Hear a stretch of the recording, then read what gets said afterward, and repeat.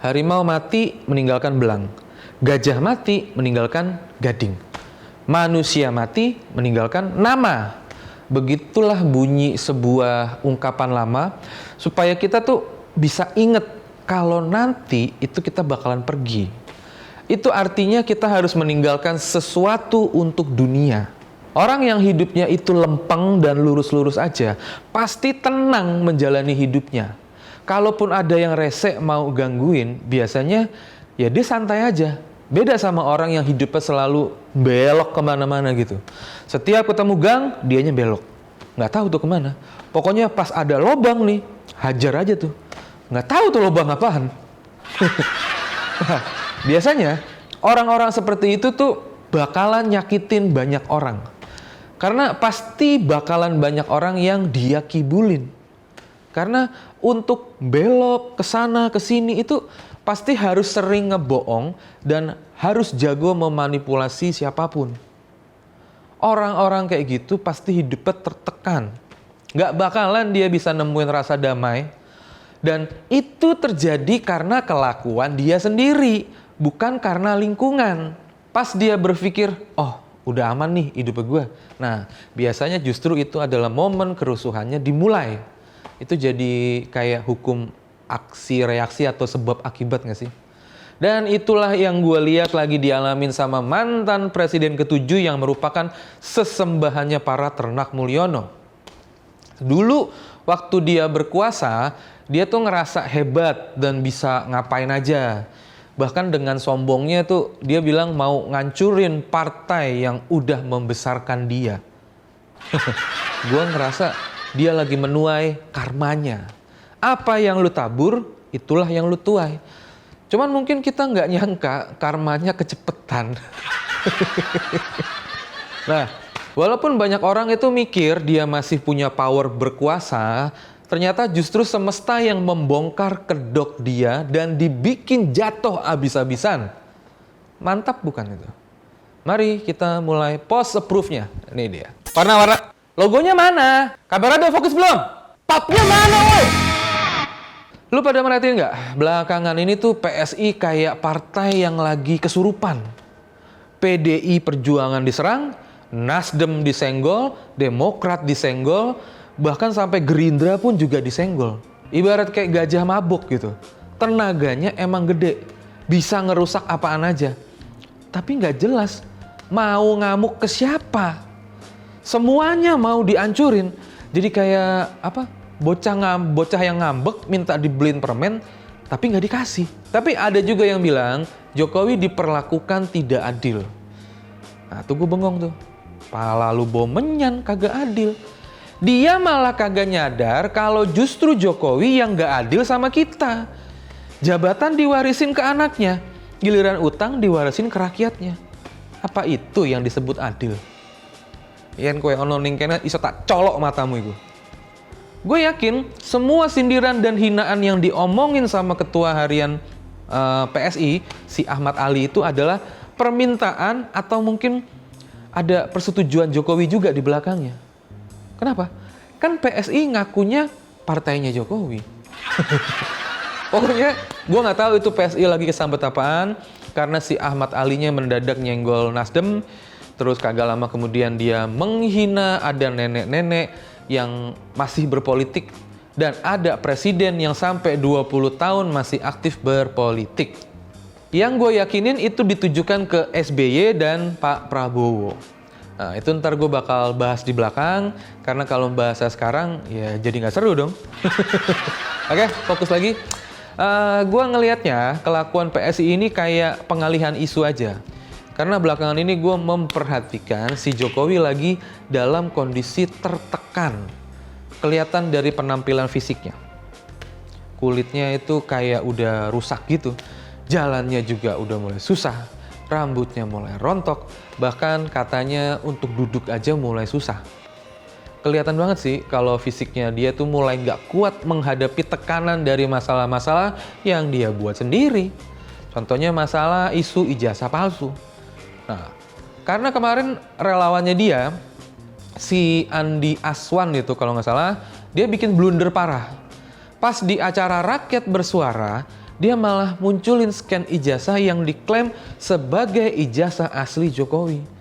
Dia bilang ijazah yang dia tampilin itu sama dengan yang diposting oleh Dian Sandi. Nah kan, udah tahu gambar ijazah yang diposting sama Dian Sandi itu lagi dipermasalahkan, dia malah tongolin lagi ijazah itu. Kan bego, sama aja bikin masalah baru. Abis itu keluarlah beberapa analisa dari banyak orang. Nah, dari banyak analisa yang beredar, itu gue tertarik sama apa yang ditampilin sama YouTuber Topi Merah. Analisa dia itu detail dan akurat banget kalau menurut gue. Yang secara garis besarnya itu dia bilang ijazah yang ditongolin sama Andi Aswan itu banyak janggalnya. Logo agak lonjong, terus tulisannya nggak simetris, dan banyak hal lainnya. Mending lo nonton sendiri aja kontennya biar bisa dapet informasi yang lebih detail. Nah, dari paparan Topi Merah dan beberapa orang lainnya, gue ngambil kesimpulan, si Andi Aswan ini blunder parah. Kalau gue jadi Jokowi, penjilat kayak gitu sih gue buang gitu. Karena malah jadi nyusahin orang.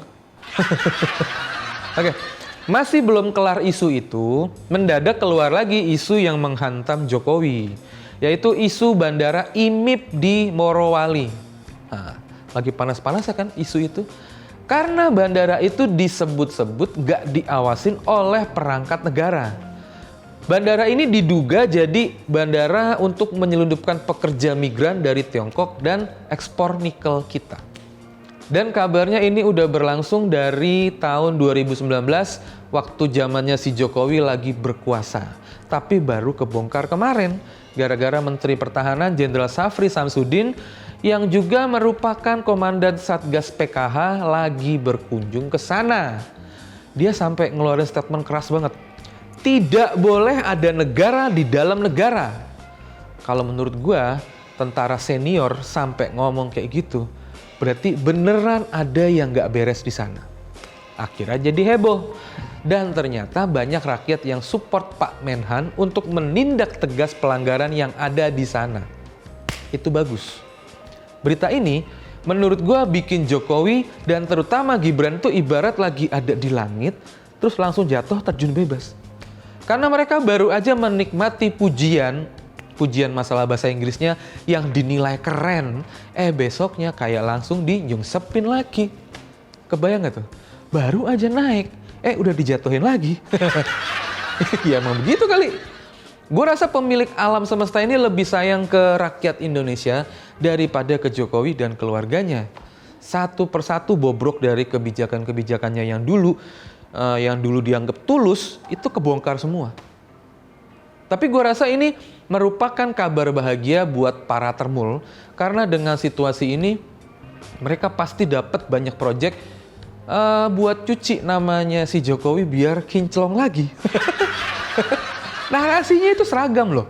Dan yang paling kenceng itu narasi kalau bandara itu bukan diresmiin sama Jokowi dan semuanya udah sesuai aturan. Goblok loh. Setahu gue, si Jokowi ini yang meresmikan kawasan industri PT IMIP di Morowali. Tapi yang namanya presiden, kalau udah ngeresmiin, pasti ada urusan administrasi termasuk perencanaannya itu udah kelar. Dan gue yakin di perencanaannya PT IMIP itu ada lampiran kalau mereka bakal bangun bandara private. Jadi menurut gue nggak mungkin presiden nggak tahu soal bandara itu bakalan ada. Terus kalau dibilang udah sesuai aturan, ya oke-oke aja secara normatif. Tapi apakah aktivitas di bandara itu sesuai dengan aturan? Gimana dengan dugaan penyelundupan nikel dan pekerja asingnya? Apakah itu sesuai aturan? Coba lu pikir itu.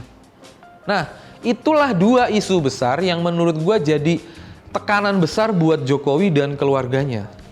Jadi dibutuhkan exit plan untuk menyelamatkan citranya sebagai pemimpin yang di framing lugu, terus tulus dan deso. Ya begitulah. Dan gue ngeliat exit plan yang paling cepet ya itu yang dilakuin sama PSI sekarang. Nyenggol semua partai besar. Ketua Harian PSI ngeluarin statement, ada nenek-nenek yang masih berpolitik. Terus dia bilang ada presiden yang udah 20 tahun tapi masih berpolitik. Ya, kira-kira seperti itulah. Nah, soal nenek-nenek itu gue yakin kita tahu siapa yang dituju. Bisa dipastiin itu adalah Bu Mega yang posisinya sebagai ketum PDI Perjuangan. Terus soal presiden yang udah 20 tahun tapi masih berpolitik, menurut gue itu sindiran buat Pak SBY dan Pak Prabowo. SBY adalah Ketua Majelis Tinggi Partai Demokrat dan Prabowo adalah Ketua Umum Gerindra. Itu keduanya udah 20 tahunan lebih berpolitik, sama-sama tuh mereka. SBY membangun Partai Demokrat dan ikut Pilpres di tahun 2004.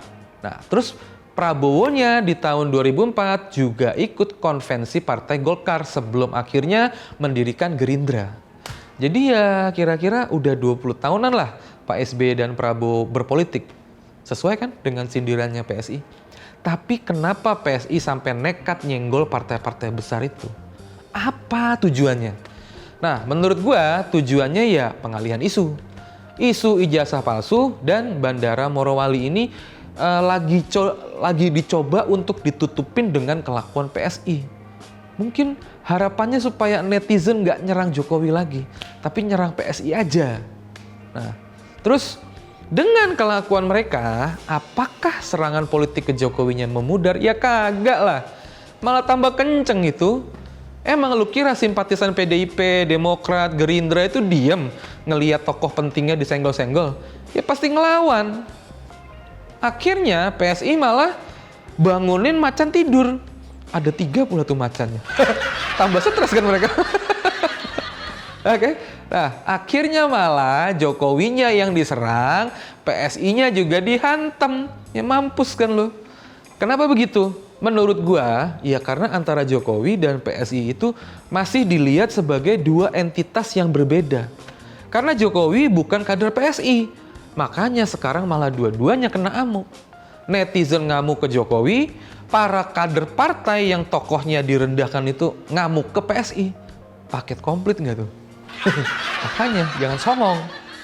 Gua ngelihat PSI itu emang partai aneh yang lupa sama sejarah. Kenapa gue bilang aneh? Karena cuma mereka satu-satunya partai yang jualan kader partai di kampanye. Kader partai lain maksudnya. Tahun 2024 itu PSI kan jualannya sebagai partai Jokowi. Padahal Jokowi waktu itu masih kader PDI Perjuangan. Aneh kan? Apa mereka nggak bisa melahirkan tokoh sendiri? Terus mereka juga kayak amnesia tuh sama sejarah. Karena orang yang mereka rendahkan dengan kata nenek-nenek itu adalah sosok yang pasang badan ketika junjungan mereka berada dalam tekanan waktu masih berkuasa. Contohnya itu waktu Jokowi diserang anti-Islam, terus isu antek aseng, terus tekanan waktu Covid. Siapa yang pasang badan buat Jokowi? Yang paling kenceng pasang badan ya Bu Mega. Waktu itu beliau rela pasang badan supaya semua hujatannya tuh lari ke Bu Mega dan pujiannya lari ke Jokowi. Sampai di suatu momen Bu Mega sampai nangis ketika dia bicara soal Jokowi. Itu saking sayangnya sama Jokowi. Kalau Bu Mega nggak jagain Jokowi waktu masa-masa sulit itu, terus Jokowi dilengserin, PSI mau nyembah siapa sekarang? Itulah anehnya mereka. Junjungan sama partai penjilatnya sama-sama nggak tahu terima kasih. Terus kenapa juga PSI nyerang SBY dan Prabowo? Mereka berpolitiknya itu dengan gentle kok. Mereka ngebangun partai, mereka ikutin aturan, bukan ngerubah aturan, dan mereka juga teman satu koalisinya PSI. Kok malah diserang? Cuman buat belain Jokowi. Harus nyerang mereka. Emang dasar partai super idiot itu. Apa lo? Warna-warna. Logonya mana? Kamera udah fokus belum? Papnya mana, woy?